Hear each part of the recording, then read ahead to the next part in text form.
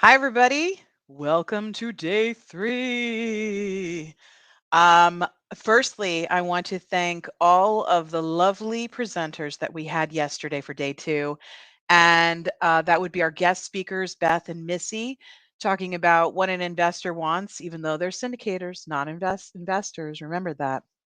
And then we had Daryl and Anthony regarding construction issues and REAC. And that was very interesting to find out all of the things that they are looking at and doing when it comes to lease up and when it comes to our reacts. That was great information. And then Julie had things after the break, affordable housing ideation, and we all learned what ideation is. I feel closer to all of you now that I know that some of you also did not understand ideation. And that was great to learn about all of the things that the people can do when they get together to talk about their struggles and their challenges, the things that get in the way of the objective, which is to create more housing, more affordable housing.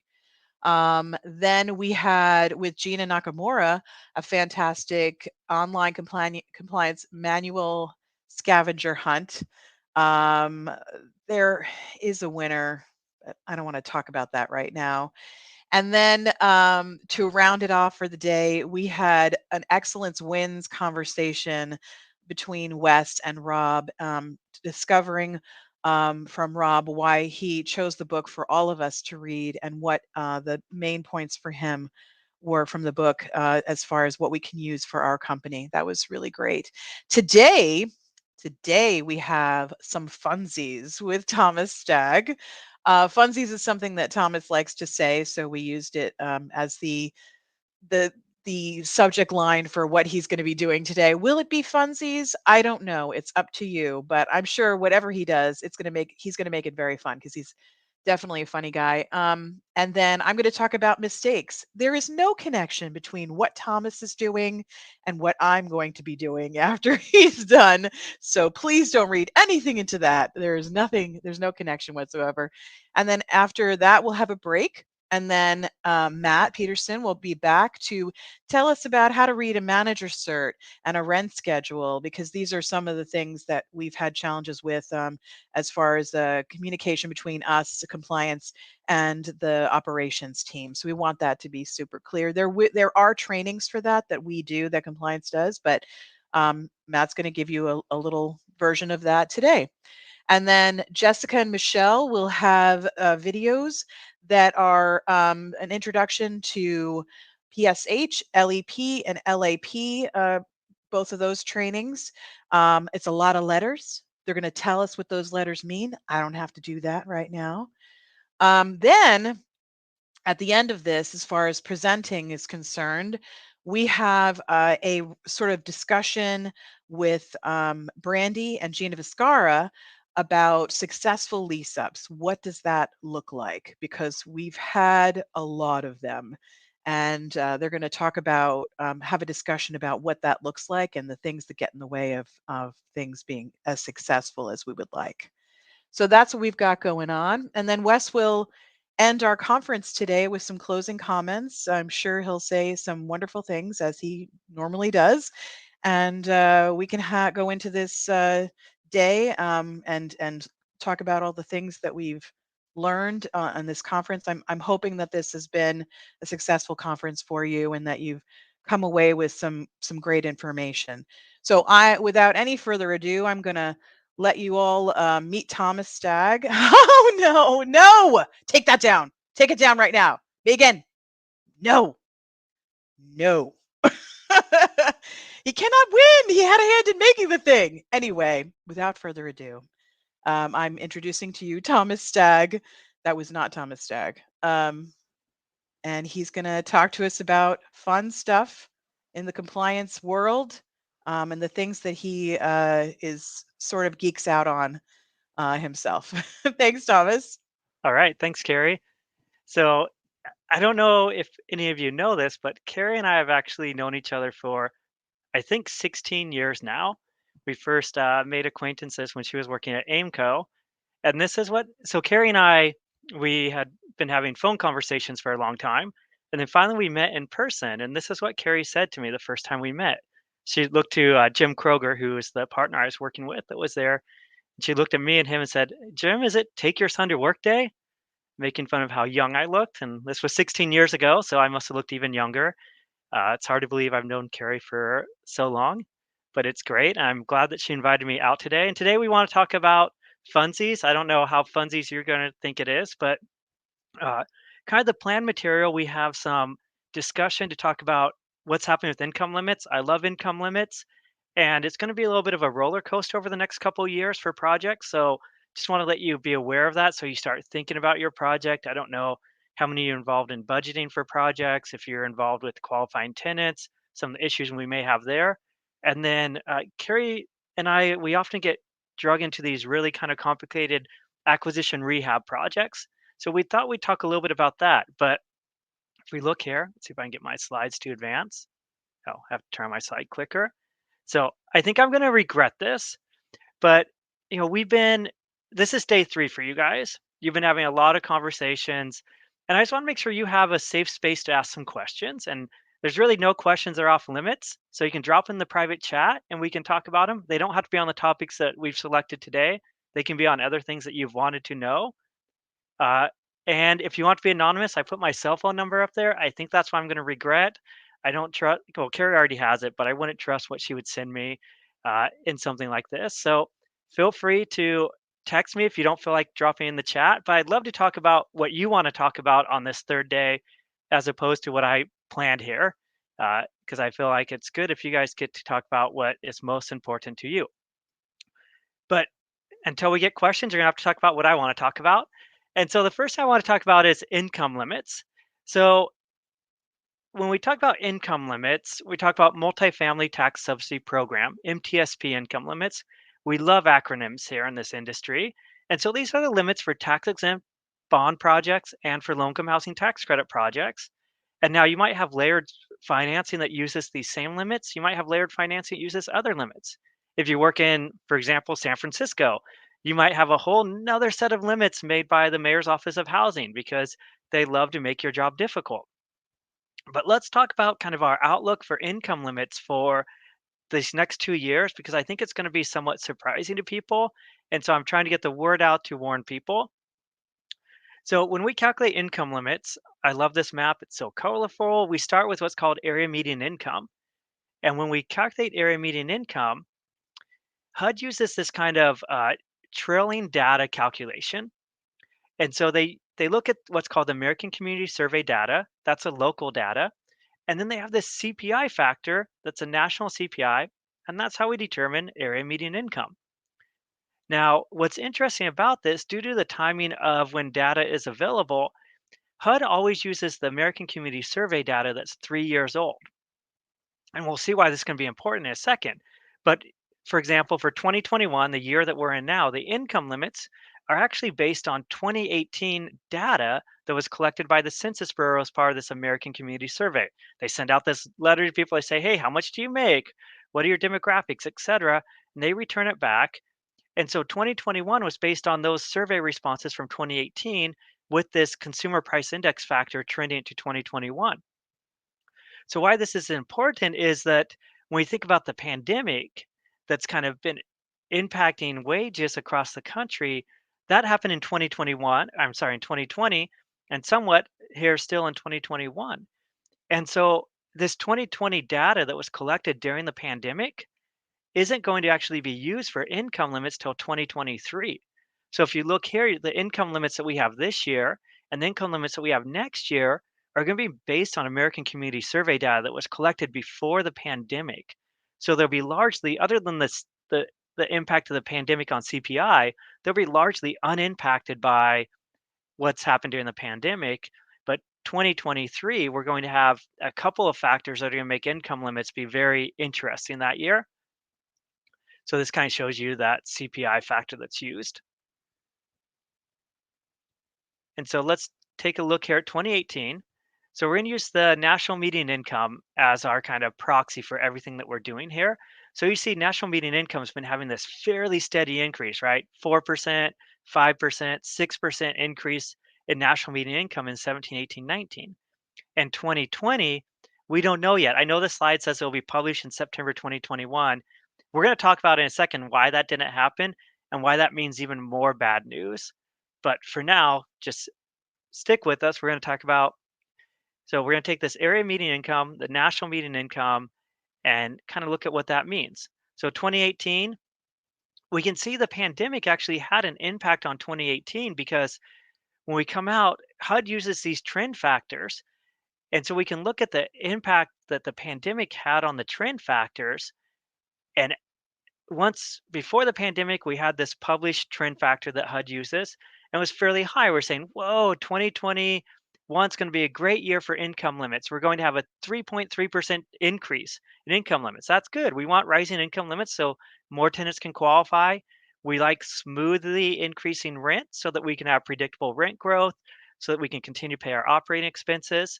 But then the pandemic hit, and people said, whoa, the economy's really slowed down. So that CPI adjuster just hit the brakes, and we went from having kind of a fairly good year at a 3.3% increase to having a fairly anemic year at a 1% increase in income limits. But HUD doesn't publish income limits till, April. So then they got one more piece of data that came out in February, which is the CPI that they actually use for their 2021 income limits. And that had rebounded a little bit, this CPI estimate. So we end up with about a 2% increase across the nation, which, all things being considered, is probably a lot better than what people thought were going to happen with 2021 income limits. So people went away fairly happy. And I think a lot of people thought that we were done with talking about COVID's impact to income limits. But we're not, because COVID, again, we're still using really old data. We're using this 2018 ACS data. So let's look at 2022. Now, this is what's going to surprise a lot of people. We're estimating right now 2022 is going to be some of the largest increases in income limits we've seen in a decade. The national median income right now is estimated to increase by just under 8%. That's going to surprise a lot of people, right? In 2022, especially as we're still kind of coming out of this pandemic. I don't know what's going to look like in April in 6 months, but I think it's going to be difficult to try and increase people's rent by 8% on top of maybe some deferred rent that you haven't increased yet because you didn't do increases in 2020. So this means that it's good news for qualifying tenants, because I think hopefully incomes are kind of rebounding. Uh, it, and so it's going to be, I guess, long story short, it's going to be a banner income limit growth year in 2022. And that's why this next bit of information is going to catch everybody by surprise, because you're gonna think, holy cow, 8% increase. We're back to the good old days. Pandemic's over. We're gonna have no impact from COVID-19. But then in 2023, the other shoe is going to drop, because now is finally when we're going to use 2020 American Community Survey. And again, usually we have this data in September, and I would be able to start giving you some real numbers here.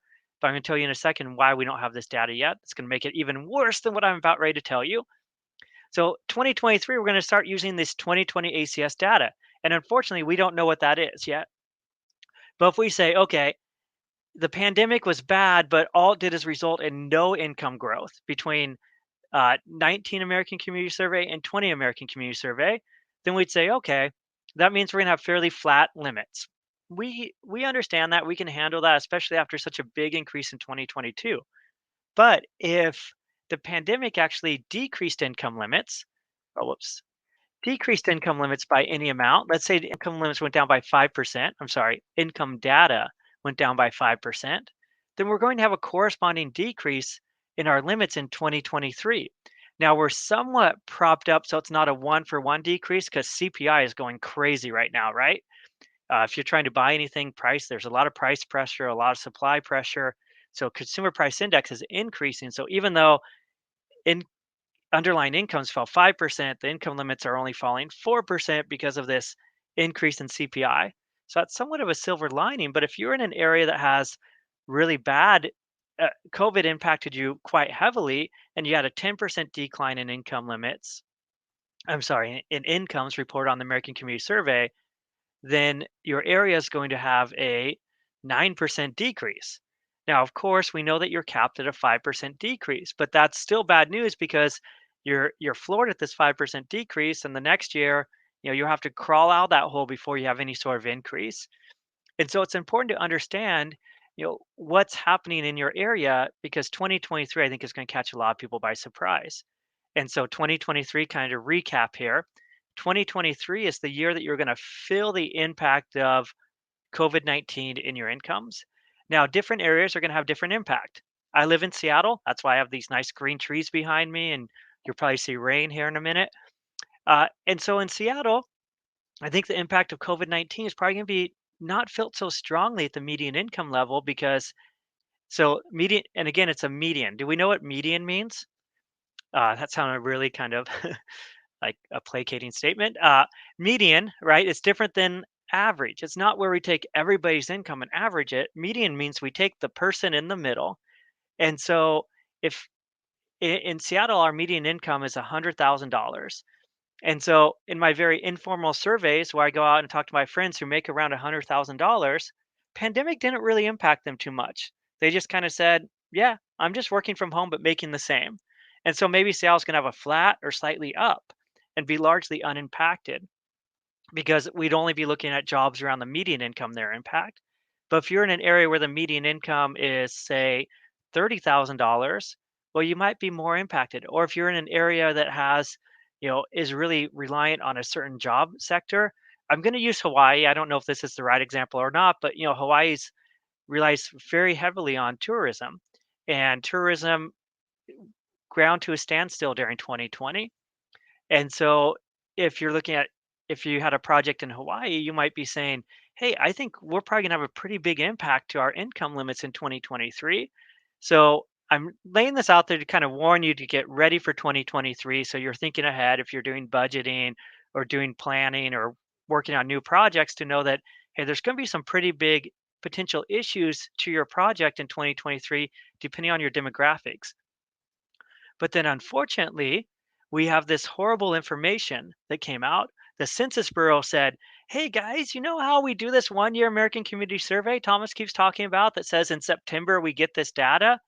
Well, unfortunately, because of COVID, they sent out this survey in 2020. And usually with this survey, they have to go knock on doors and say, "Hey guys, did you uh, hey, you didn't fill out your survey. Let's fill it out together. Let's get this completed." But unfortunately, in 2020, they were unable to do that because of COVID. They didn't feel comfortable sending people knocking on doors and tracking down these surveys. And when they looked at the responses they got back, they said, you know what, this data skews very heavily towards those. Well, it said that they were missing responses from those have the lowest income level, lowest education level, and least likely to own a home. And so they said, these results we got are too skewed. We can't use them for 2020. So they're not going to release the 2021 year American Community Survey data. So what does that mean? Well, it means a lot of things. But first off, when HUD doesn't end up with a 1 year ACS data, they say, we will use the 5 year ACS data. So I think I have a slide on this. Yep. So they say when we don't have the 1 year, we use the 5 year. And with the 5 year data, all responses are weighed equally. So we see in this 5 year window, in this area where incomes are generally increasing, if you take the median of this 5 year window, it's going to be much lower than 2020. As opposed to if you take the 1 year, it's going to be much higher. And so we went out and we sampled uh, all the MSAs over the last 3 years to see what the difference was. And if HUD does follow through with this and switches from using the 1 year to the 5 year, on top of all the issues we already talked about with decreasing limits in 2023, there'll be baked into this an inherent 3.5 or 3.71% decrease in limits. So after what I just talked about for 2023, if you're like, oh, I'm in Seattle, I think we'll probably be fairly unimpacted. I'm estimating there's going to be a 1% increase in income limits, just kind of inflation pushing us up a little bit. Well, now because of this shift, you'd say, well, that 1% increase becomes a 2.5% decrease because of this data limitation. So on top of already our kind of watch out for 2023 warning we had, it gets even worse. And so this is just kind of letting you know what's happening so you can be on the forefront. So when you're talking to people, you can warn them of this. When you're doing your budgeting, you can think about this. When you're thinking about having to qualify tenants in 2023, you're aware of this. Kind of just good background information. I hope that it was helpful for you. Oh, one more thing that I get a lot of questions on as well is minimum wage increases. There's all this talk about increasing the minimum wage, right? up to $15 an hour. In fact, in Washington, in King County where I live, it's already $15 an hour. And so there's all these questions about, hey, with this increasing minimum wage, is this going to have a big impact on income limits? And the answer is it really depends again on where you're living. So if we look at the top example here, this is again similar to King County and what we saw bear out when we went to the $15 minimum wage. Sure, there was wage pressure at the lower income wages because minimum wage, two people earning minimum wage is $62,000 a year working full time. I know there's all kinds of assumptions that are baked into this, but kind of roll with me here. And so, if that is a family of four working two full time jobs at minimum wage, that's going to push their income to $6,240. There's going to be some pressure, maybe up to 70, 75 people making in that range, where they have to be bumped up to kind of make more than the minimum wage households. But likely that pressure is not going to go all the way up to 100 grand. Because again, we're looking at the median, not the average. So again, the total incomes in the area are going to increase, but the median is likely going to be unimpacted. But if you're in an area that again has a median income that's around $70,000 or less than $60,000, then likely in an area like that, minimum wage would have a big impact on that, especially a federally mandated minimum wage at $15 an hour. You'd see in a lot of areas where somebody working or a household of four working 1.5 FTEs, so you know 1.5 full-time job equivalents, that they would now not be able to qualify at 50%. So it's going to be really interesting to see how this bears out. The other interesting piece of this is the pressure it puts on the deeper targeting households. So again, looking at King County or the $100,000 example, sure, it had no impact on median income, but now if one full-time job is making $30,000, well, that's a 30% household that won't be able to qualify now. And so, or they wouldn't be able to qualify for a 30% household. So having basically anybody working a full-time job would disqualify you for, you know, a 30% unit.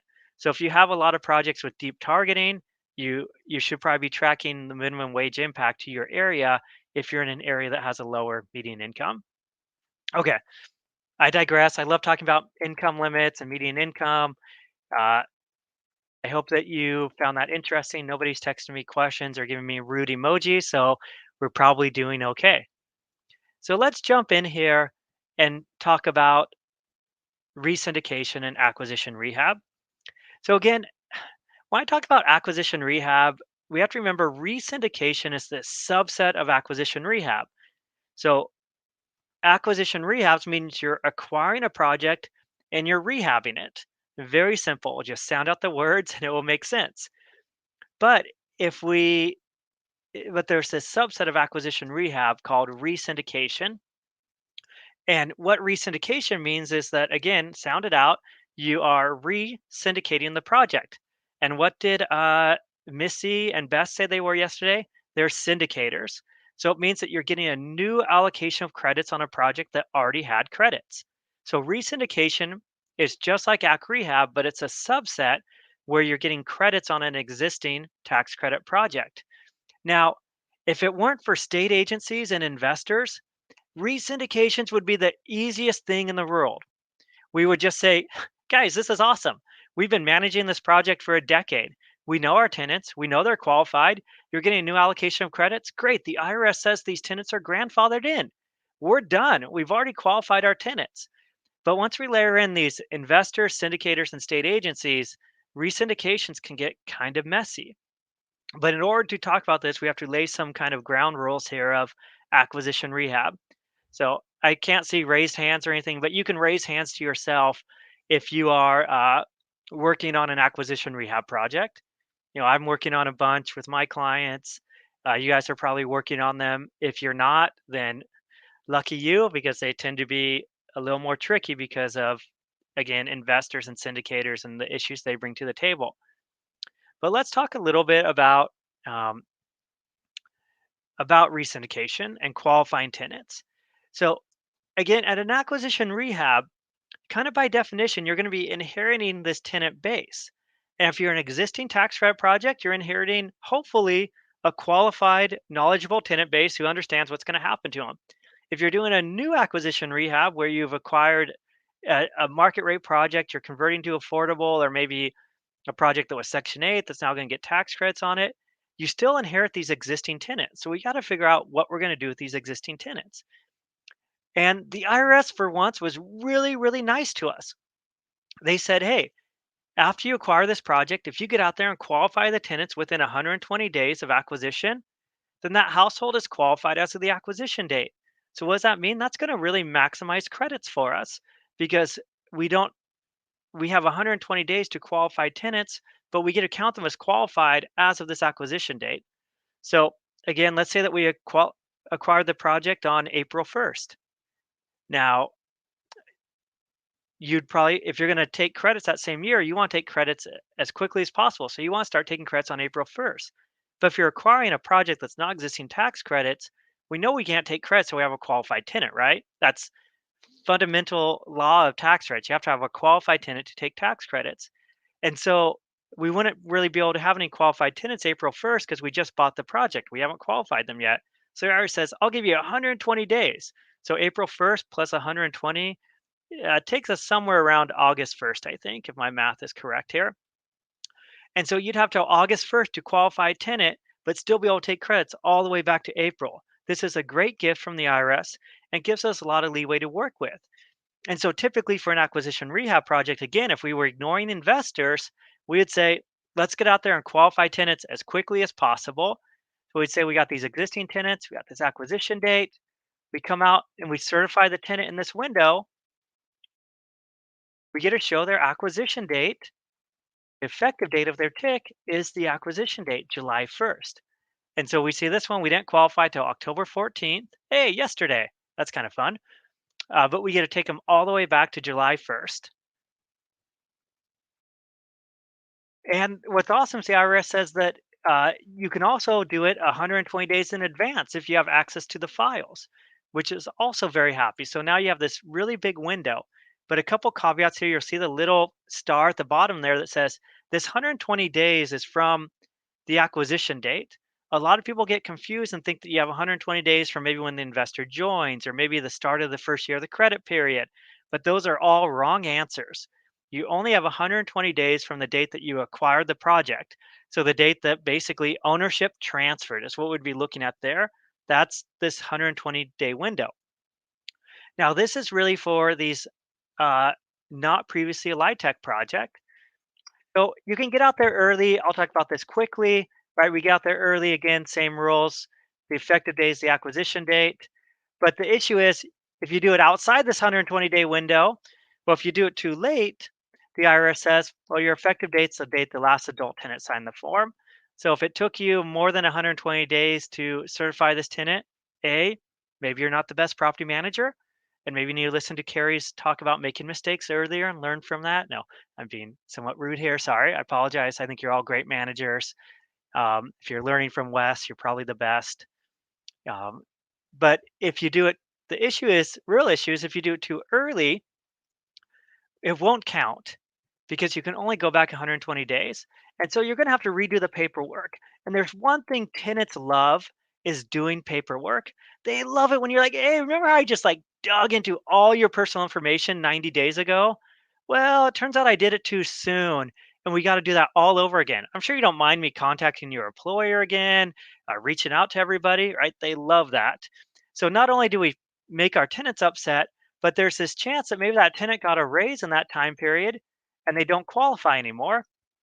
Or, and then the other caveat is, you want to be careful how early you start because this closing date has a tendency to shift. I don't know if you guys have worked on acquisition rehabs, but pretty much everyone that closing date shifts. So you don't want to start too early because then you'll be in that same situation again that it won't count and you have to redo all the paperwork.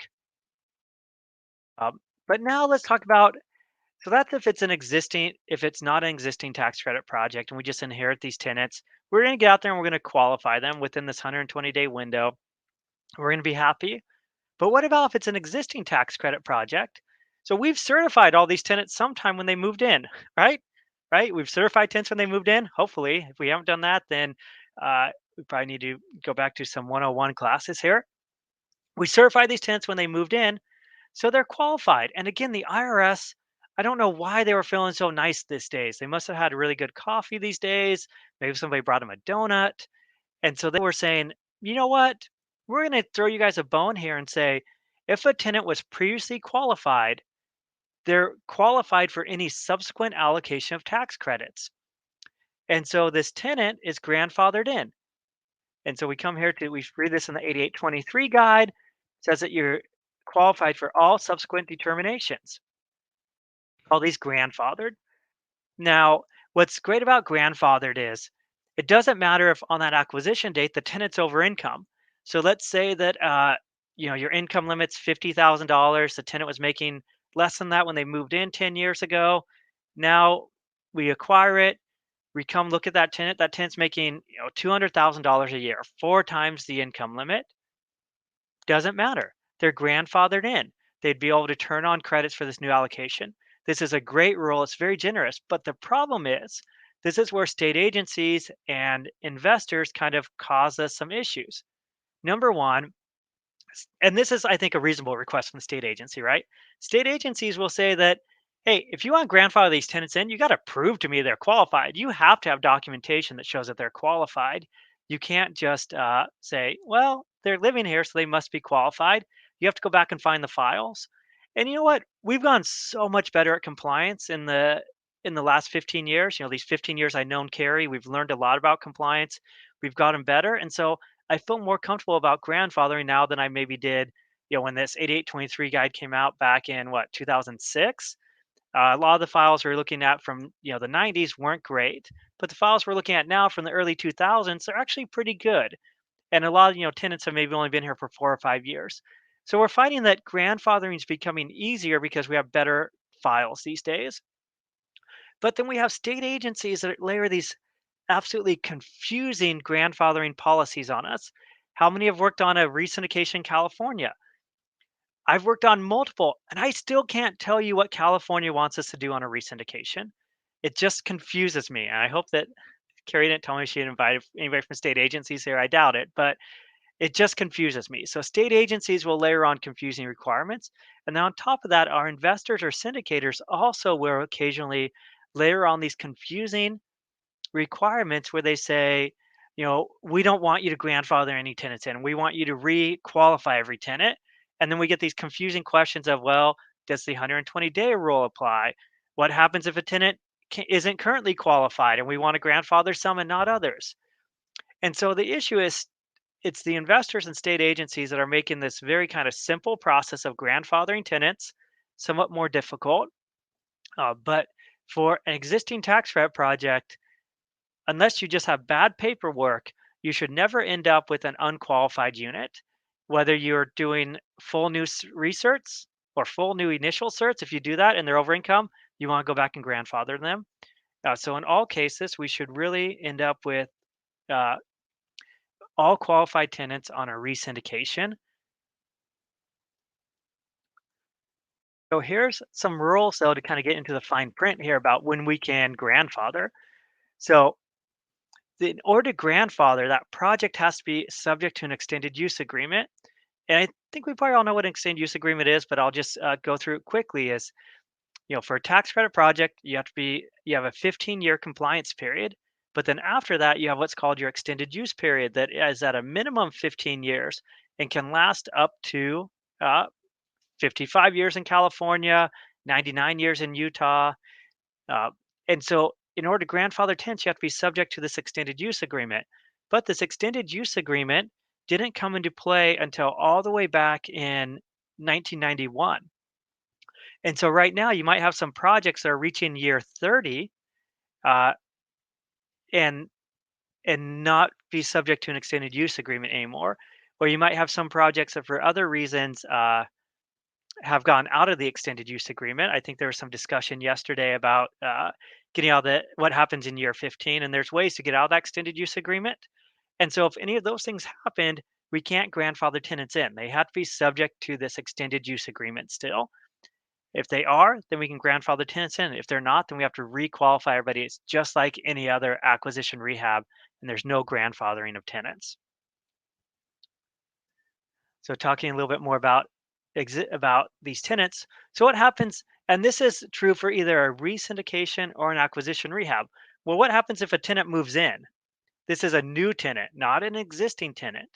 Well, you can't grandfather them back to acquisition, right? And you can't grandfather them before acquisition. You can't qualify them for credits at acquisition because they weren't there. The IRS is pretty generous with acquisition rehabs, but they're not generous enough to say you can take credits on a tenant who never lived here. So when you do a cert for a new tenant who moved in during this window, it's just business as usual, right? The effective date is the date they move in, the signature date's the date they move in, all that matchiness that we're used to in what you kind of do every day in your job. This is true whether they move in that 120-day window or outside that 120-day window, right? When a new tenant moves in, we're going to qualify them. There's no kind of special treatment for them. All right. The chat is very, very quiet today. Or maybe is it because I'm on the private chat, not the comments? Is that what's going on here? Oh, oh, there are some comments coming in, but not questions. Just people talking about me talking about Wes, it looks like.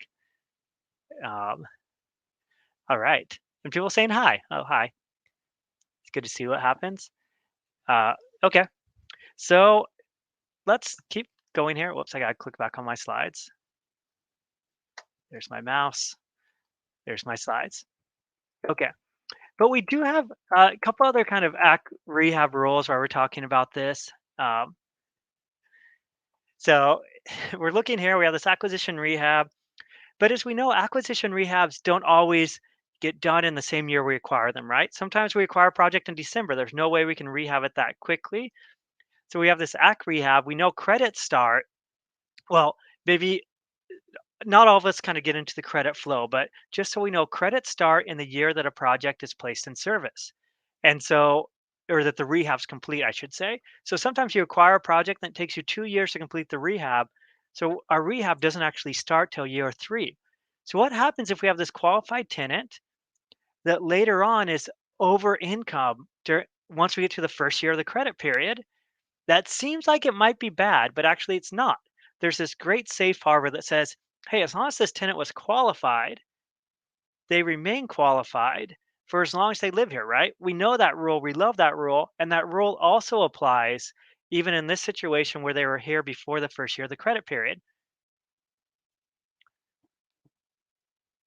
Oh, I'm getting good comments here. Good. I'll talk about that as well. I forgot that our syndicators are on when I said that they're the ones who make our job hard. Hi, syndicators. Nothing personal. Just sometimes investors want additional paperwork. We're going to blame the investors here. So what happens if they exceed? Well, we have the safe harbor that says that they're qualified. And we're showing recertification here. It's not actually recertification that we have to do, right? If we're 100% affordable, we don't have to do a full-blown recertification. I don't want you to think that I'm telling you that. You know, your state agency might require this first annual recert, your company might require it, but you definitely have to screen for, student status on this year. And in the comment in the chat here, there was a great comment when I talked about grandfathering tenants where I said, yeah, you're grandfathered for income limits. But similar to here, where I'm saying that there's this safe harbor for income qualification, still on this annual basis, we do have to check for student status and family composition and things like that to make sure that family composition, is this the same household that's being grandfathered in? If everybody moved out and somebody new moved in, it's not. Even if that kind of happened over time, we have to make sure one of these original people is still here. The student rule, there's no grandfathering for student rules, right? We know that from our normal compliance because we have to monitor for this every year. And that's something that always matters. So even if we're grandfathering, we still have to think about these items. And we won't get into it here, but even when we grandfather, there might be decreases in our income and rent limits. So just because we're grandfathering doesn't mean that there's nothing we have to worry about. There still can be issues. And then, of course, we'd still have to monitor for the available unit rule. Again, if you're 100% affordable, that available unit rule says you rent the next available unit to an income qualified individual. Hopefully, in all cases, you're already doing this. Okay. Oh, but I guess I should mention this. I hate this available unit rule test. There's this funky rule that we only find in the 8823 guide. Now, the 8823 guide does say that it's mentioned in this RevProc 2003-82. I don't really think so. But the 8823 guide tells us if we're doing an acquisition rehab, to figure out compliance with the available unit rule, prior to the start of the first year of the credit period, 120 days in advance of that, we have to come out and test our tenants' income, to see if they are over 140%. And this test is really kind of dumb because it's an open book test where they just basically say, "Hey, tenant, how much are you making now?" The tenant fills it out. We don't do any third party documentation or anything. They fill out this questionnaire, and if they're over 140%, we start applying the next available unit rule. If they're less than 140%, we don't worry, we don't do anything. Now, what I hate about this rule in the 8823 guide is they don't carve out and say, hey, this isn't required if you're 100% affordable. Because if you're 100% affordable, you're always in compliance with the next available unit rule, hopefully, right? Because you're always renting to a qualified individual. And so this 120-day rule test just looks like additional paperwork for no kind of purpose. So I know there's some people who have said, I'm not doing this if I'm 100% affordable. I'd probably caution against that. I'd probably say, hey, we still want to do this. Um, but it's going to be pretty perfunctory. Okay. So the final concept I want to talk about here, and love if you have more questions, but the final concept I want to talk about is what happens with vacant units. We're going to talk about it in two ways: vacant when we acquire it and vacant at the start of the first year of the credit period. So if when we acquire it, we have a previously qualified vacant unit and we're a new owner, and just spoiler alert, because of how acquisition rehabs work, they're almost always structured so that you have a new owner coming in buying this old project. So there's always a transfer of ownership. And in that case, the IRS says in the 8823 guide that that unit's not qualified when you acquire it. So you need to requalify that tenant. And we tell you this because that helps you kind of figure out your lease up strategy. This would be one of the first units you'd want to move a new tenant into because it's going to then turn on the qualifications. And also with ACK Rehab, as we're transferring tenants, it's this advanced topic that we talk about. When you transfer tenants, the unit swap status. So you need to know that this is a non-qualified vacant. So if you transfer somebody in there, that you swap the status and the old unit becomes non-qualified vacant. So really be aware of any vacant units at acquisition. Now, of course, if you're if you're not resyndicating and it's just a normal market rate project, none of the units are qualified when you acquire it. So of course the vacants are unqualified as well. Now here's the interesting. I must have deleted the slide. So this slide is showing us this concept up top here. And so I don't have all the fun animations that we normally do with it. I thought I dropped it in here and I apologize. Making mistakes. I'm owning up to it. I'm talking through it. We're getting to a resolution, right, Carrie? That's what you're going to talk about? Okay. So the interesting question though becomes, well, what happens if this unit is vacant at the start of the first year of the credit period? So it had been qualified. Let's assume that it was one of these units that were actually occupied by a tenant. That tenant moved out before the start of the first year of the credit period, but we'd done the paperwork, we'd qualified that tenant. And there's this question that says, well, is this a qualified vacant unit? And there's two schools of thoughts. One school of thought says, yes, this is still a qualified vacant unit because I am a tax credit project. I have a tax credit allocation. I'm subject to a regulatory agreement, et cetera, at this point. And so this should be a qualified vacant unit. However, with informal discussions with the IRS a long time ago, back when Carrie and I were first little friends, we, not Carrie, but we asked the IRS this question, and the IRS said, no, that vacant unit rule, the rule that says a vacant unit, once qualified is always qualified, does not start until you're part of a qualified project.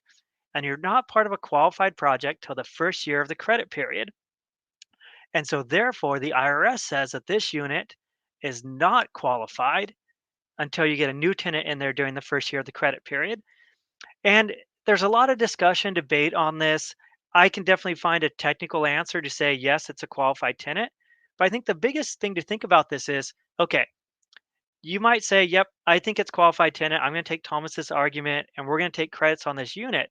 But what you want to absolutely make sure is that you lease this unit up with a new tenant before the close of the first year of the credit period, and not think that it's definitely a qualified vacant without any kind of risk. And the reason for that is you want to make sure that you're not risking 15-year credit. So let's look at this example. January, it's vacant. We're saying we're not going to take credits on it. But then we move a tenant in February, which is month 7 on this diagram at the top here. In that case, we say, okay, by making this decision, we're risking 1 month of credits. If the IRS disagrees and audits us, we lose 1 month of credits. We can live with that. But if we think this is a qualified vacant unit and we don't move a new tenant in until December, now we're risking 11 months of credits. Or if we don't move a tenant until the following year because we're having lease up issues and we lease up all the other units first, well, now we have a 15-year credit issue. So while we may disagree with the IRS, we always want to talk about mitigation and mitigating risk. So you want to make sure you're aware of this concept and you're thinking about the risk here and you're trying to move tenants into that unit kind of as early as possible to help mitigate that risk. All right. Now, if it wasn't the same owner, we'd be okay. It's just a qualified tenant in a re-syndication here.